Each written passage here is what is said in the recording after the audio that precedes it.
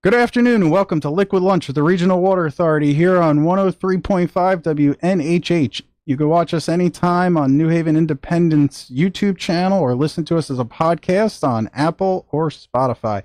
I am Kevin Wattsy. I'm the host of Liquid Lunch. I'm the Director of Public Affairs at the Regional Water Authority, and I am a water nerd.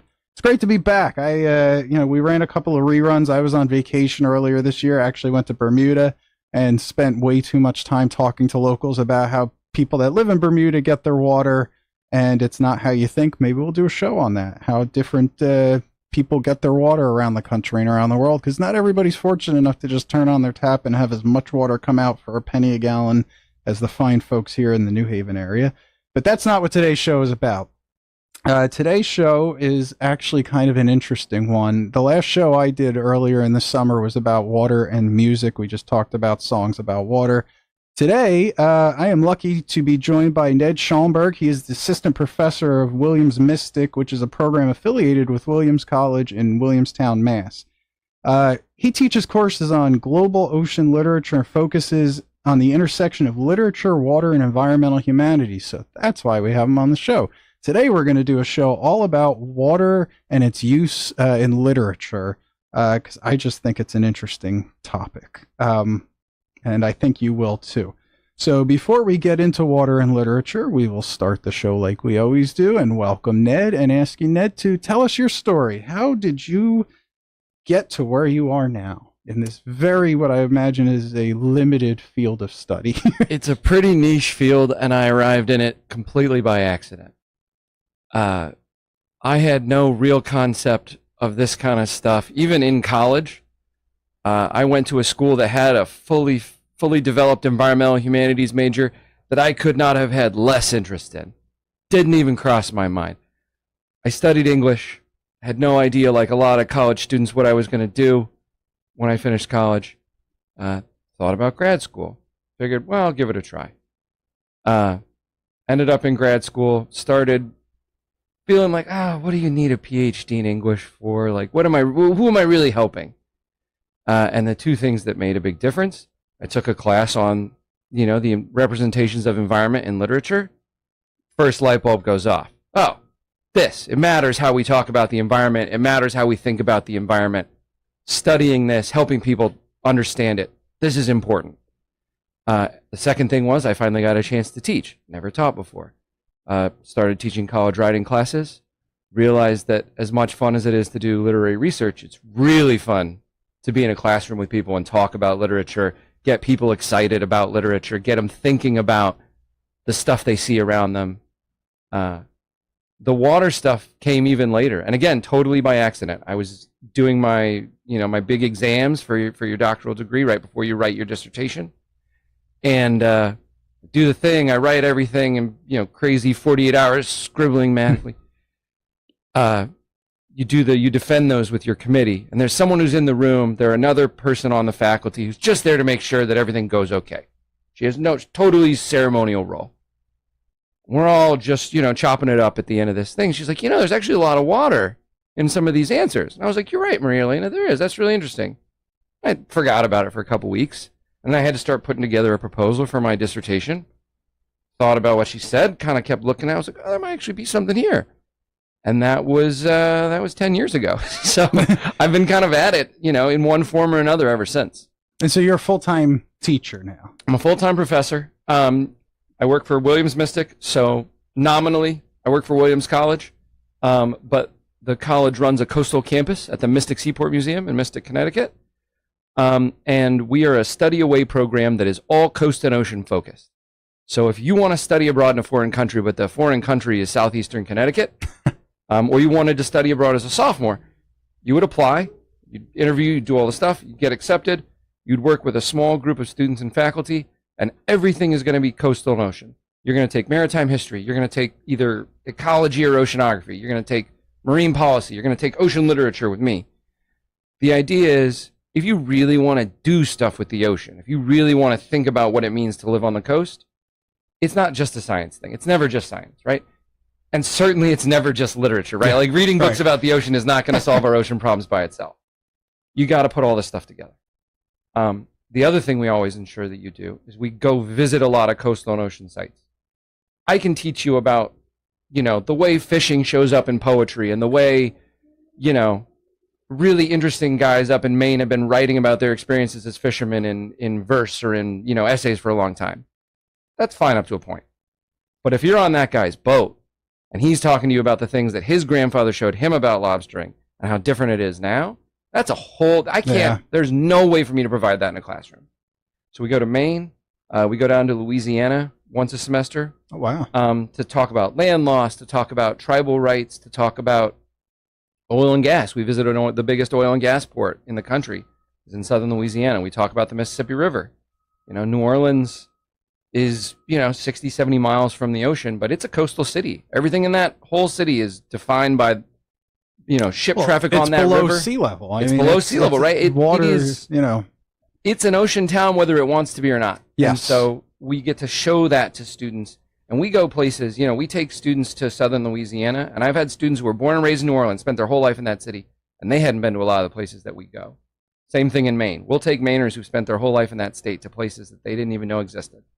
And that opportunity is not typical in higher ed, but hey, man, I get to talk about water and books with people for a living and get paid to do it. Hey, that's not bad. That's not bad. So, we were going to talk about this later, but I find this really interesting. So, the program at Mystic, lots of questions. Where do I start? Is it a lot of competition to get into it? Like, or is there room for anybody who really wants to get in? A lot of our spots are for Williams students. Williams is paying for it. That's reasonable that they want to primarily have it serve their own students. But it's open to people from around the country. Really? So if you go to any institution in the United States, and we've actually had one student who came with a visa from Canada, you can apply. And I would say it's not impossible to get in, especially if you're the kind of student who's going to be really interested in it. I would say more often someone comes to understand, they're like, wait, so you mean I'm going to have to be awake at 6 o'clock in the morning wearing my marsh boots and taking samples for little tiny snails? There's a lot of college students who are like, I am just going to go back to my dorm room. I would have loved that. But yeah, and if you are that student, right, we're a great place to do it. The students do a lot of original research. Every student finishes the semester having done original scientific research, field data collection usually. The Seaport Museum has one of the best historical archives of ocean-going maritime stuff. You'll go back into these archives, and we take the students into these, the stuff behind the scenes. You'll pull open a drawer, and it's 200 whales' teeth that have been hand-carved by guys on ships in the 1820s. Yeah. They have things stashed in drawers that we can't even imagine. And we get to take the students back in there to do real original research on this stuff. It's a really cool opportunity. And so if there are students who are interested in it, again, it's niche. Not everybody wants to study the ocean for a whole semester. If you do, there's no better place. There's no better place in higher ed, in my opinion, to do this kind of work. I feel like 99% of my knowledge of Scrimshaw comes from Antiques Roadshow. Because every once in a while somebody will show up with a whale's tooth or a narwhal thing that's been carved 180 years ago. But yeah, it's always interesting to learn about, and it's beautiful work. I mean, these guys were artists out there. They really were. Yeah. And I think one of the things, we'll get to Moby Dick later, because of course we can't not. But one of the things that I think comes out of a lot of that is you're out on boats. I mean, maybe you felt this even just 2 days going to Bermuda. There's a lot of time you're just kind of waiting. And especially if you're on boats and you're waiting to hunt whales, you're just sort of looking around for, days, weeks, months. You may as well do something with your hands. You got some spare whale's teeth around, so you start carving. Do it for 40 years, you get pretty good at it. Yeah, it's beautiful work, and it's worth a lot of money. If you watch Antiques Roadshow, it's worth a lot of money. But they also talk about the laws and how, you have to be able to prove that it's pre, whatever year. Otherwise, you can't sell it. You can't do anything with it. It's there's all kinds of laws about that. So if I'm a student in the program, what kind of career, what kind of career aspirations do the students in the program have? More wide-ranging than I thought when I arrived. My headspace was, and I think a lot of people, when they see us from the outside, they're like, oh, this is a science thing. This is for future people who want to be marine biologists or oceanographers. And Yeah, some of our students go on to do grad school in an ocean related field. A lot of our students actually get pretty into marine policy and sort of the policy space. And given the percentage of people in America and around the world who live within 50 miles of the coast, a lot of coastal policy work that has to get done. Yeah, as I'm sure you're well aware, right? Yep. The legal and policy issues related to water, coastal access, rezoning things, industry of every type you could possibly imagine. And so students either get into the policy side of those things, or all of these are businesses that people might want to work for. And I certainly didn't have the foggiest idea. I grew up in Colorado, so the idea of the ocean economy did you were not not make 50 miles from the ocean. I was not, nor did I give it a lick of thought. Yeah. But we place interns, and we have a few employees who work for Crowley Maritime Services, one of the largest maritime services companies in the country. So sometimes that's driving tugboats, but if you want to run a fleet of hundreds of boats, you need office workers who can do all kinds of coordination. You need people thinking about how to liaise with a lot of different government organizations. You need all kinds of different types of people. It just happens to be ocean related. So we place students in things like that. What else do we have students doing? Some people just go to law school, right? Become a lawyer who works on coastal maritime advocacy. law. Yeah, Exactly. Yeah, I mean, just think about, we were talking before the mics went on about, the cargo containers and the shipping channels around the world. And, you hear one country is mad at another country, so they closed off their shipping channels, and now you can't go through the Panama Canal. You got to go around, through Drake's Passage or whatever. And it's just, I mean, it's one of those things kind of like tap water. People don't think about it until you're forced to think about it. And, when your Amazon delivery doesn't show up on time because a shipping channel is closed, you think about it. And, right, the reason I think a program like ours is really useful for this, so you got the political side of this. Panama and the United States are having a tiff, and so whose boats gets to go through. But if there's a drought, right, or there's watershed issues in Panama that make it so that the water's literally not high enough in the canal, as is often happening these days, that's a different question, right? And so then you've got, what's the environmental question here? How can we do watershed work in Central America to make the canal work? Then there's the boat design question, right? Some group of people are in a room designing the next cargo ship. How big is it going to be? How deep is it going to need to draw? Is it going to have a narrower draw on it so it can go in shallower water in the canal? Maybe. Yeah. But that's not just a boat building question. That's a science question. That's a policy question. And that's the kind of stuff that hopefully we're preparing students to do. Yeah. And I promise we're going to get to literature, but we could talk forever. I also think about, and it's not directly ocean related, but the whole topic of dredging, right? The silt fills in the shipping channel. Now, do we dredge? Don't we dredge? The cost of dredging. What are you going to do with the spoils from the dredging? Being from New Jersey, I would pay attention a lot to those topics because they were always trying to dredge something in New Jersey for a reason, one reason or another. And the way I'd say I think about this as a literature person is a lot of how we feel about something like dredging has to do with what we see when we look at the environment, and really, what story do we tell ourselves about that river in front of us? So if I look at that river and I'm like, that is a spoiled industrial river that is gross and nothing lives there and nobody cares about it, dredge it, do whatever you want to it. Don't even bother with remediating the chemicals or anything. Who cares, right? If I look at it and it looks pristine, I'm thinking, oh, we can't touch that. We can't do anything with it. It's like, almost every environment in this country has been altered by humans, right? And is actively being engaged with by people. But that's a story I tell myself. And that story is what I use to then make decisions about what I want to do. And that's why someone who teaches literature has to be doing coastal and ocean studies. The way I use words to describe something matters a lot to what I think it could be for, what it's not supposed to be for. What possibilities exist, what things I don't even care about. Yeah. And so whenever, sometimes I feel like the odd person out on our faculty, where it's like the scientists and the historians and the lawyers, their roles in this are pretty obvious. And I'm sort of chiming in from the background saying hey, the way we talk about stuff matters. The way we use language is really important to everything else that's going to happen next. Let's think about it. So let's dive into that a little bit. This program, you have your scientists and your lawyers, and the kids, it really sounds like getting a well-rounded education there. But how does like your program in literature and water kind of fit into the bigger picture of what Williams Mystic is trying to teach these kids? Absolutely. There's a couple things. The first one is it's an insight that I actually learned from someone who doesn't. They were an English professor, didn't really care much about the environment.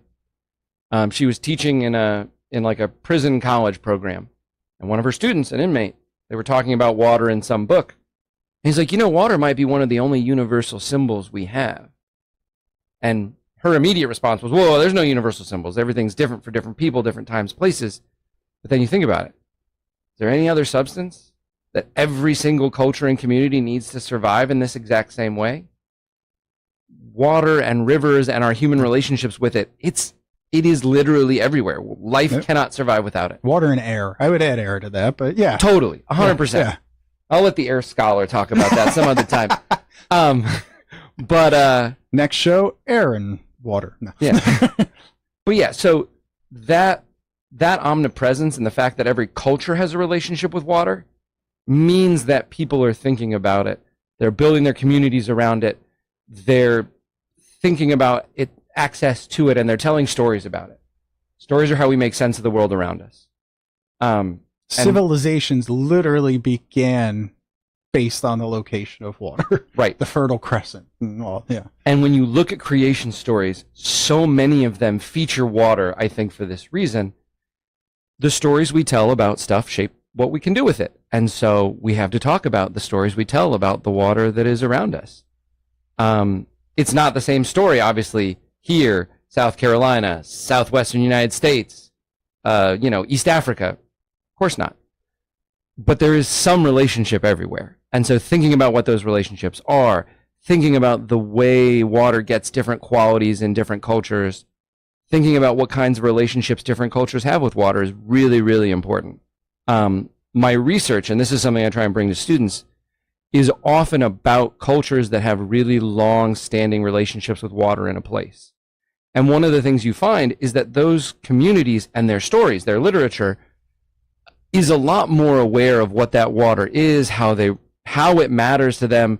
It's not just something they thoughtlessly turn on the tap for. Yeah. And that's the kind of thing I really like to help students see, is getting them past that point where they don't think about what comes out of the tap, getting them to think about the fact that, no, there's a lot going on behind this.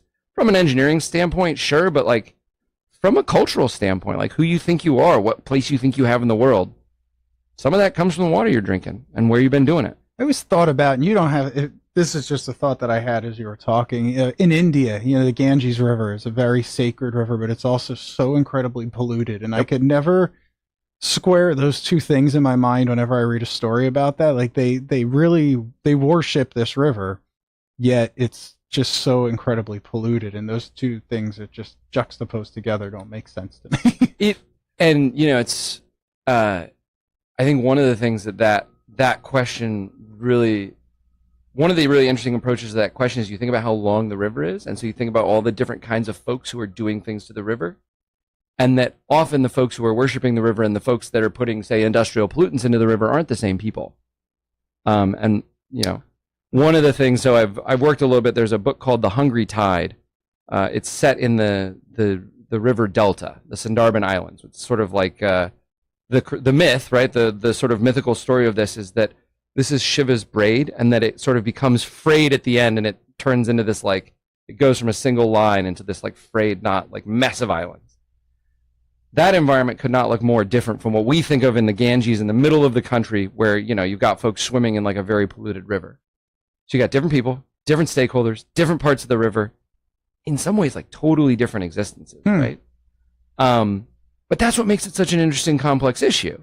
Because if you want to solve Ganges River pollution, you're thinking of like, several dozen different constituencies, each of whom has different values, each of whom is making different money off it or has a different religious connection to it. And how do you keep all those folks happy? And who won the last election? And so I worship it down here, but 20 miles upriver, they don't care. Right. To them, it's just a river. Right. Or it's just, a way like to dispose of sewage. It's where I dump the tanning fluids from my leather factory, which I used to sell boots to the United States or whatever. And they don't care that I worship it. You've just literally just explained this to me in a way that I can understand. So you are a very good professor, Dr. Ned. Thank you. I'm flattered. I want to take a quick break to just tell my audience how I found Ned, and it is actually through his wife, who is a consultant for the RWA, and she too is a water expert, but I don't know that you could be on two more polar ends of water than Ned and his wife. His wife is an engineer who is helping the RWA comply with the lead and copper rule. And, you know, your wife, I will just say, is one of the most organized people. Like when we have conference calls, she's just fantastic. So, is it a coincidence that a water literature expert married a water engineer? Entirely by accident. We were already dating by the time I started getting interested in water stuff. We do love to joke about the fact that she works on actual water and I work on water in books. No, we met way before, you know, she was a freshman in college studying geology and I don't even know if I declared an English major when we met. But it is a hilarious. We're hilarious at dinner parties. We love to talk about wastewater treatment and, you know, all kinds of fun stuff.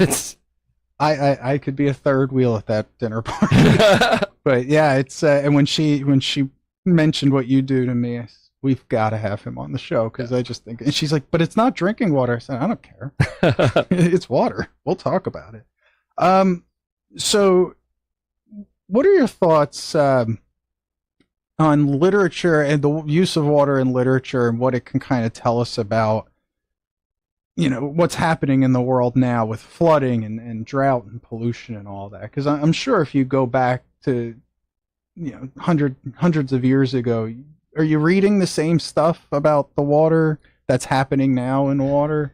I don't know if I'm wording that well. I hope. No, yeah. I mean, yeah, we touched on this a little bit before, where there is a sense of universality, right? That's the old Heraclitus expression. You never step in the same river twice because the water's always flowing by. In some sense, though, you're always stepping in the same water because it's the same water that's been circling around the planet for however many billion years it's been around. The thing that's different, or the thing that I try and draw students' attention to, and I'm a contemporary scholar, so I work on mostly stuff that's been written since World War II. Okay. And one of the things that I really like to show students is that when we talk about, you know, analyzing water in literature, it's not like, oh, when I see water, it's a symbol for purity or baptism or, you know, a new beginning or escape. Sure, that stuff's there sometimes. That's fine. Very often, water is an entity that people are interacting with. So in an era where you have a lot of flooding, one of the things, this was actually the question that kicked off my whole 10 years of work on this. Water is often getting described as alive. I'm like, that's kind of weird because it's not, right? It's definitely not alive. Right. And yet we use that language to describe what it does. It's grabbing things, it's eating things, it's shoving people, right? If you read narratives or poems about being immersed in water and people are getting squeezed, right, by the pressure. What's up with that? That's strange. One of the reasons I think it's really important to read this kind of work is that this speaks to a lot of people's experience in our current moment. You read the narratives of people caught in flooding, and they are not engaging with an abstract symbol of purity or like they're engaging with an entity that they have to think about its behavior, and it's giving them the kinds of emotions that being attacked by a bear or something might be. And so I think helping students see how different kinds of language open up different ways of being. You know, a lot of the literature that I've worked on is in, you know, indigenous communities, both in North America and elsewhere, where water's just a being. It's an entity, and you interact with it as you would any other. And I think at first people sort of bristle at that. We're like, well, it's not really alive, right? I'm like, fine. Not in the sense that you and I are thinking about it. But like, if I come around a corner on a trail and I encounter a bear, my headspace is saying, okay, I don't know what this creature's going to do. It's unpredictable. I have to appreciate that it has traits and powers and things that it can do to me, right? Like, I'm very aware of its teeth and its claws and its ability to run. And I'm preparing myself to react to those things. I can't just assume I can do whatever I want to the bear. If you don't think of water as alive, you might think, oh, I can just move it over there. I can toss it behind a dam. I can put it in a pipe and there's going to be no problems. I'm sure all of your engineers at RWA know that you can't just toss it in a pipe and not think about it. You actually have to do quite a lot of things. Right. You have to think about what the water's going to do back. You have to think about what the water wants to do next. It's much more about what that language helps me do to orient myself. If I treat water like an entity, I might treat it with I have an ethical stance toward it that might make me a little more careful in certain kinds of ways. So one of the things I say to students is, you never turn your back on the ocean, right? It's not because the ocean's malicious. It's because the ocean has characteristics that you better be prepared to react to. I teach coastal and ocean stuff. All my work is ocean related. I don't live near the ocean. I live an hour away from the ocean. That's not because I don't like it. It's because the idea of putting my house right on the coast, I'm like, I respect this thing, the ocean, enough. I'm going to be a few steps removed from it. Yeah. That's so interesting, right? Well, you think about what happened in Connecticut a year ago up in Oxford, right? Yep. I'm not from Connecticut, but my understanding is that was not a normal thing for Oxford, Connecticut to have that happen, and yet there it is. It happened. Yeah, I mean, you have to respect water. Like, you think about, don't turn your back on water. Even that one wave could come in and knock you out, or a riptide can form out of no. You have to. Yeah, you're right. I never thought about it. You treat it like that bear. Like, you don't know if that bear is going to walk away or it's going to attack you, and you have to kind of treat water like that too. And it doesn't mean I don't like the bear. Like, right. I'm not saying let's kill every bear in America, right? We need water. We want it around. I love it very much. I also respect it a lot. And one of the things that I think literature is also really good for is it helps you see lengths of time you can't see yourself. The example I often use is, you can look at the Grand Canyon and you can know that water made that. You can't watch it. Right. Takes way too long. You can't even wrap your mind around exactly it when you hear it's a millimeter a year kind of thing, right, or whatever. But you can write lengths of time. You can mess with time and space in literature in ways you can't physically experience. It's not the same thing. Reading a book about Nigeria does not mean you have been to Nigeria. But reading a book about Nigeria can open up a sense of some aspect of that place you might not get otherwise. A lot of the work I've been doing more recently is about hurricanes in literature. And one of the things that has struck me most, beyond the idea that people talk about these storms as alive, it's two things. They talk about the idea that they can sort of sense the potential for storms in the air. Like, you're down in the Gulf Coast in August, and people are like, oh, the air feels like heavy and wet. And it's almost like there's a sense that the water that is going to be a storm is like kind of around already, you know? Yeah. And you read this literature and it's never, the current storm, the disaster right in front of you is never the first disaster. You read books about Katrina, they all mention Hurricane Betsy, 1965. And so much of what people did to survive Katrina had directly to do with what their parents did during Betsy. And that sort of cultural history, that relationship, people on the Gulf Coast, you see it in Florida too, where people are like, no, like, my family, like, we weather hurricanes. That's what we do here. And so it's a cultural identity that's wrapped up in this environmental thing of like, we know what to do. Then when you have a moment where something breaks outside of those limits, you're like, whoa, what happened here? But I've been really struck by the way literature helps you see that none of this stuff we're doing is truly new. Yeah. It's a matter of, where is it happening? How is it happening? What's making it different? That's if I'm freaking out about storms in my area that have never happened before, there's folks who've been dealing with crazy storms for hundreds of years. Like, they might be really good people to talk to. Yeah, let's maybe learn from those folks. Yeah, I'm glad you brought up storms too, because I think my full appreciation for the power of water and nature came with Sandy. Definitely. So I worked in New Jersey at the time. I worked for a water company in New Jersey who happened to be the water company out on the Barrier Islands, Maniloking and Bayhead. And we took a bunch of policymakers out there 3 days after the storm. So I got to see that damage. And I always tell the story, so that Barrier Island's really only like 3 blocks wide. Yeah. They shouldn't be building houses on it, but that's a discussion for another time.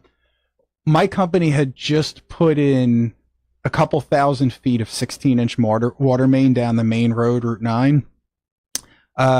Hurricane Sandy took 1,000 feet of 16-inch main and just made it disappear. That's how bad, like, because there was a point where the ocean and the bay became one, and none of that pipe was there after the storm. Did you ever find it?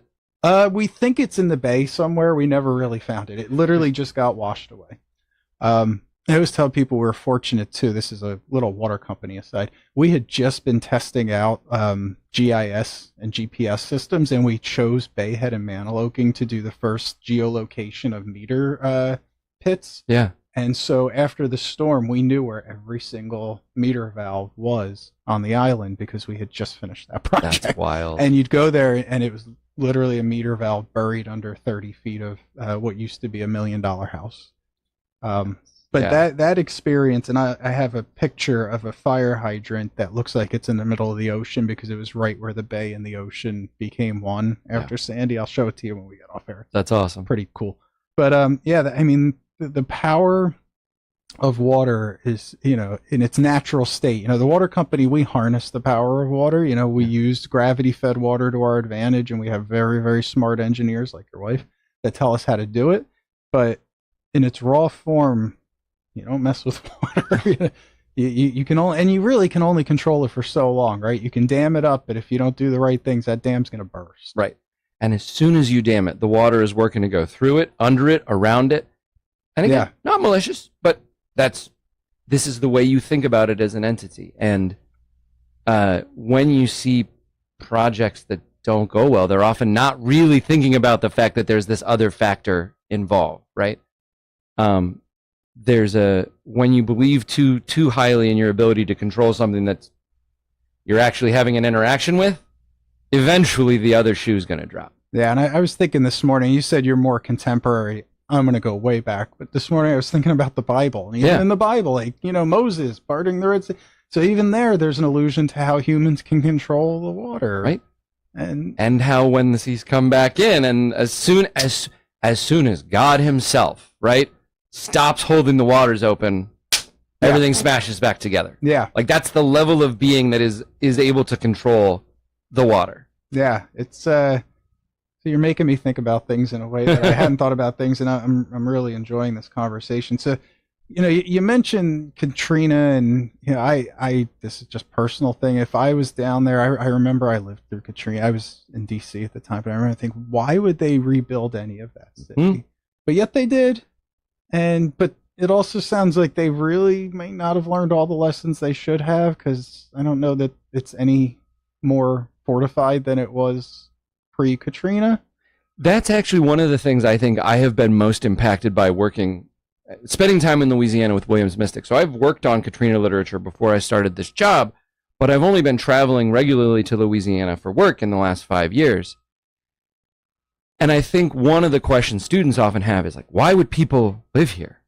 Right? You look at it on paper, you're like, under sea level, floods all the time, crazy hurricanes that demolish like, why would anyone do that? Yeah. And then you go and you feel people's deep, deep cultural connection to some of these places, right? Like sometimes we're spending time with tribes where they're like, like my great, great, great, great, great grandparents fled to these areas, in the early, some number of hundred of years ago. And like, this is where everyone in my family who has known freedom has ever lived, right? Or let's say you're the descendant of someone who's enslaved, and you and your family built a free town along the Mississippi River. The on paper thing of like, this floods a lot, this is kind of rough, I totally get that. I can also understand someone being like, everything I understand about what it means to be a resilient, free human is in this spot. So it's rational versus emotional. Yeah. And cultural, right? And we do lots of things for really important cultural reasons. The other thing that I think, or that I've learned a lot from, because we spend time with there's a group in the lower ninth called Sankofa. They're a community development corporation. And a lot of the folks who work for this group, and they do food pantries, they're doing wetland restoration to make it more storm resilient. They have community gardens. I mean, it's everything. It's the whole picture of what it means to have a really good community. And a lot of the folks who work for them came back after Katrina. They were living elsewhere in the country, and they saw this place that had made them, right? And yeah, they chose to leave. There were better economic opportunities elsewhere. They had a career. They wanted to go work in California or something. And they're like, no, this place matters, right? This is a place that is important to people. It has a history. It has a culture. And I want to make sure that doesn't get erased. And, you know, if I'm feeling pessimistic, do I really know what New Orleans is going to look like in another 50 or 60 years? Like, the math looks horrible. The people that I've met and the love they have for that place and the way they take care of each other as a community has made me willing to, like, work with those folks on that. Like, I have never been to a place, in no small measure, I think, because of the disasters. And maybe you saw this. I'm curious if you saw this after Sandy. People always talk about disasters as like, oh, we become our worst, you know, it's state of nature. Everyone goes back to being, you know, animals. The research actually sort of suggests the opposite. You put people in a hellish spot, and they come together, right? They look out for each other. They did go together. Yeah, they did. And, you know, I mean, you had those string bands playing, you know, they were, it's amazing. I mean, the resilience they showed and the spirit, because, you know, I'm rational. I would have gotten my butt out of there, and you never would have seen me within 100 miles of it again. You know, I'm the same way. I love the ocean. I love the water, but I don't think you could pay me enough to have a waterfront house, because I wouldn't want to have to worry 10 times a summer that is this hurricane going to be the one. And I'm exactly the same way. And I meet people who've only ever lived on the water and don't feel satisfied with their lives unless they can touch it. And part of what I like to do as a professor is to say, hey, I'm not telling you to live one way or another. I'm saying there are lots of reasons that put people in these positions. The other thing I love about teaching stuff about Katrina, it sounds dark to say I love it. One of the things that Katrina did a really good job of showing the country more broadly is that when we talk about evacuating for a storm or disaster preparedness, we often used to think of it as like an individual thing. Like, you, Kevin, and I, Ned, are going to like board up our house and we're going to drive away because we're smart and we're rational. Well, like 30% of people in New Orleans just didn't have cars, right? Storm hit at the end of the month. It was late in a pay period. You don't have gas money, even if you have a car, right? Yeah. Or if you evacuate and the storm misses, because, you know, these storms miss, and now you can't buy food. And those weren't conversations that were being had in the mainstream before 2005. And it's fitting we're talking about this, because this is the 20-year anniversary, next week? Yeah. No, like 2 days from now. Yeah. 27th. You know, the way we talk about disaster preparation, disaster responsibility, you look at the news coverage of the floods in Texas this year. I mean, a horrifying tragedy. Oh my God. Horrifying, right? And the dialogue, weirdly, I was heartened to see a lot more stuff about, like, what were the warning systems looking like? What were the historical patterns looking like? How were the systems in place, as opposed to those stupid idiots with camps, right? Like, pardon my, but like, right, yeah. It was actually really heartwarming to see that people thought about the fact that this is happening in a context. It's not something isolated. No one's ever making a decision just on their own. And that's our challenge, right? How do we help people see those systems that they don't pay attention to, but that are definitely there? And how can we make those systems more resilient? Again, I imagine RWA is thinking all the time, like, oh yeah, these pipes could get washed away by the next big storm. How are we going to fight? How are we going to not fight that, but how are we going to take care of that? Yeah. Yeah. I mean, our office on Sergeant Drive, I think, is 20 feet above sea level. And, so, we have emergency preparedness plans for what if, the what if plans. And you mentioned people that grew up by the water. My beautiful wife grew up 6 blocks from the ocean in Wildwood, New Jersey. Yeah. North Wildwood. She would kill me if I said Wildwood. And she's one of those people that needs to touch the water. And, and she blames me. You dragged me away from the ocean to Maryland and New York. And so, but yeah. And she lived on a street that actually last weekend flooded because of the storm out in the ocean, and her thing was, oh, it never even came up to the top step. It was fine. And I'm like, no. Wired differently. Yeah, we are wired differently. So I'd be interested. So you get these students who are coming in for all kinds of various reasons. They want to be a lawyer, an engineer, and now they're taking your class. Mm-hmm. What are the kind of reactions you're seeing from these kids who like most people, probably never thought of this before. I give 2 caveats on the first day. The first is, I don't need you to love this, right? Your grade in the class is not predicated on you enjoying the books that we read. If what you get out of this class is the life skill of persisting through something that you aren't a big fan of, it's actually a great professional skill.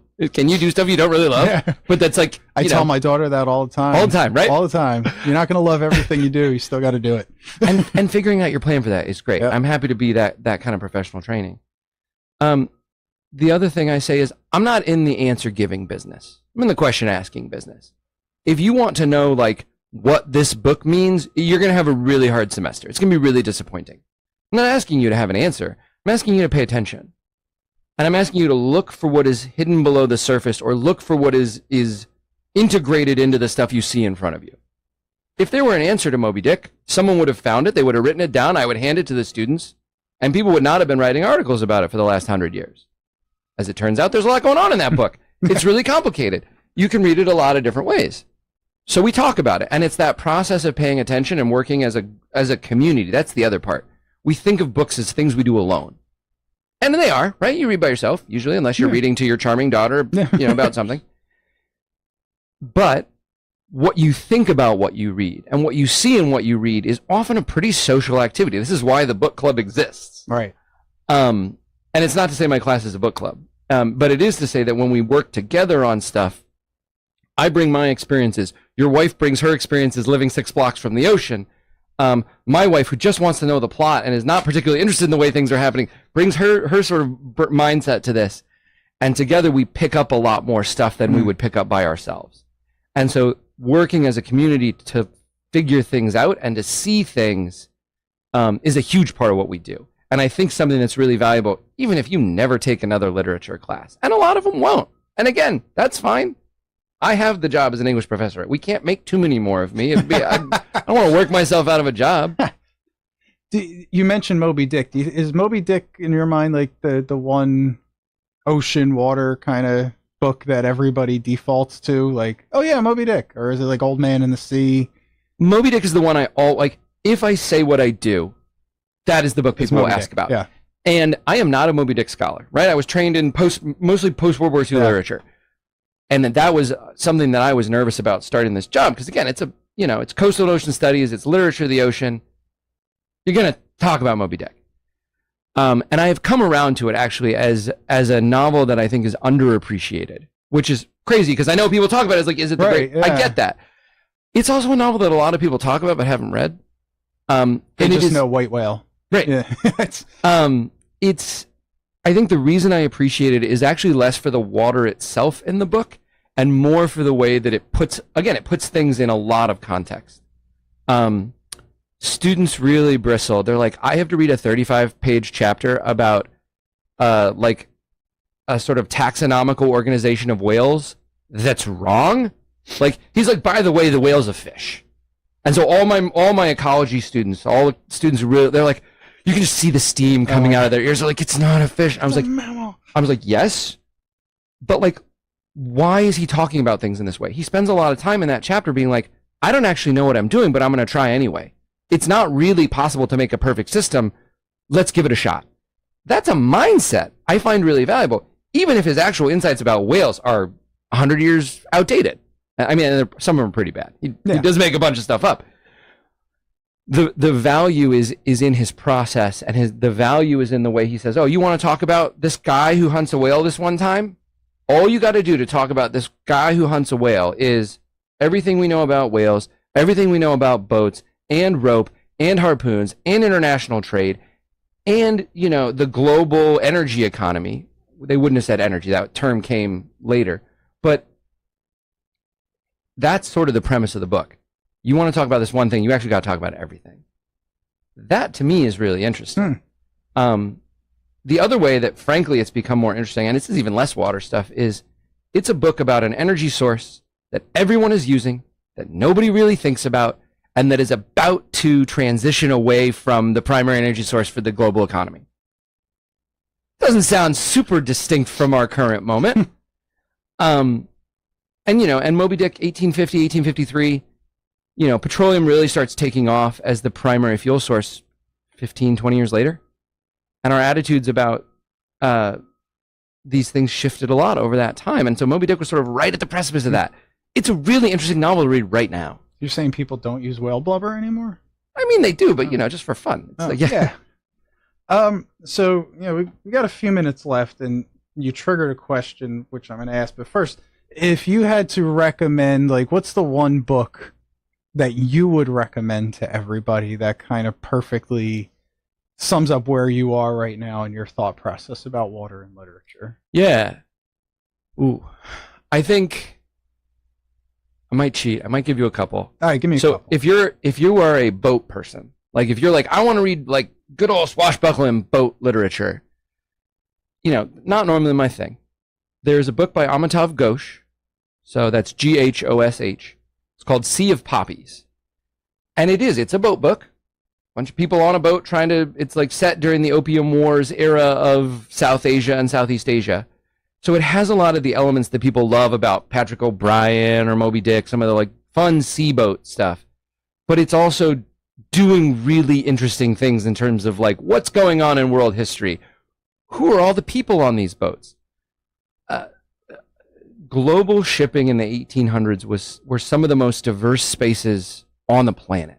You had people from dozens of different countries, all different social classes, and people were mobile in ways that they just weren't on land. It's really interesting, and he does a great job of sort of tapping into that. It's the first book in a trilogy, so if you're the kind of person who loves to read a bunch of books about the same thing, there you go. You got 3 books to read there.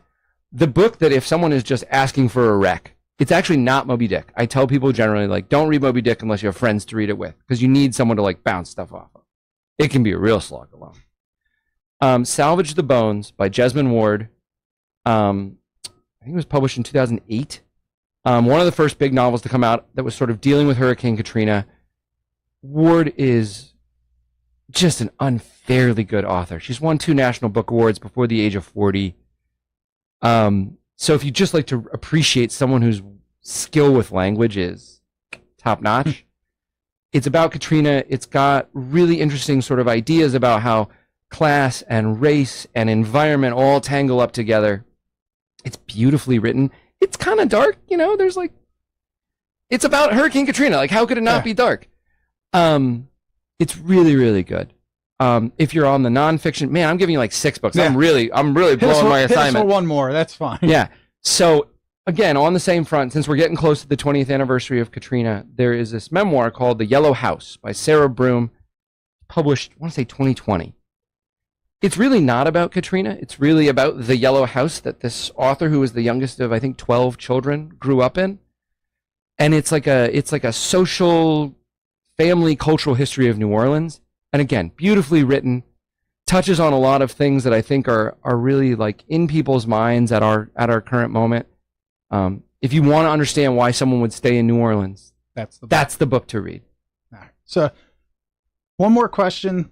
Totally. Whenever I meet someone in academia, I always have to ask this question. AI. Yeah. Are you, I guess, as a professor, are you for or against it? Are you seeing it as a problem with your students? Or are they just going to ChatGPT and saying, tell me about Moby Dick? And what's been your experience? We've got a few minutes. Yeah. I'll give the preface. I don't think of myself as a Luddite. There are amazing potential uses for artificial intelligence technology. Machine learning has been in popular lots of places for a long time. Awesome stuff has come out of it. You could say the upside is hey, we might cure cancer with some of this stuff. I'm not against that. In terms of its ability to write an essay about literature, it seems kind of mid. The essays are fine, but the fundamentals of these models is that they're trained off things that other people have written. It's going to be a regurgitation at its best. And it might be a very fine regurgitation if it's done well. It's going to be really hard for AI to wow me because of what its source material is. Have you suspected you were reading? Yeah, 100%. Did you call it out, or when you can? Yeah, and you can't always prove it, right? You can't always prove it, and really, hey, I shouldn't say this, but if someone really wants to cheat with AI, they get it to write an outline for them, and they write the paper based on the outline. I won't be able to know because they still wrote the paper. Yeah. But the outline that it wrote is going to be pretty, like, I don't want to say like Wikipedia level, but it won't be as innovative as people believe it's going to be. If you really want to go through your college education spending all this money to not use your brain, at a certain point, that's on you. Like, yeah, what I'll say there is, like, I don't love it. I can spend all my time trying to catch it and not be able to do it, and people are going to work as hard to not get caught as I am to catch them. And this has been true for a long, people would change the sizes of the periods in their papers to make the page counts go longer. Like, if you're a professor, you've seen this stuff for every different thing. 40-point font. Exactly. I think at the end of the day,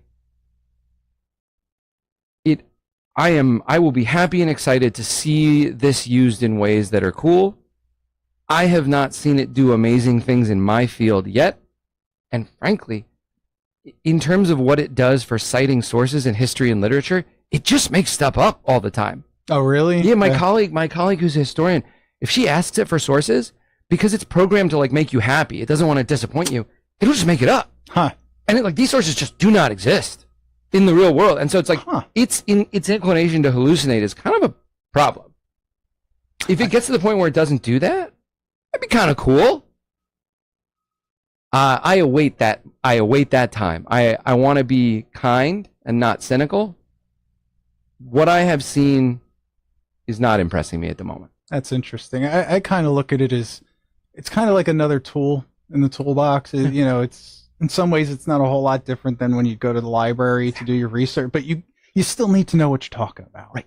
And you never finish. You, professor, are going to know that I am full of it.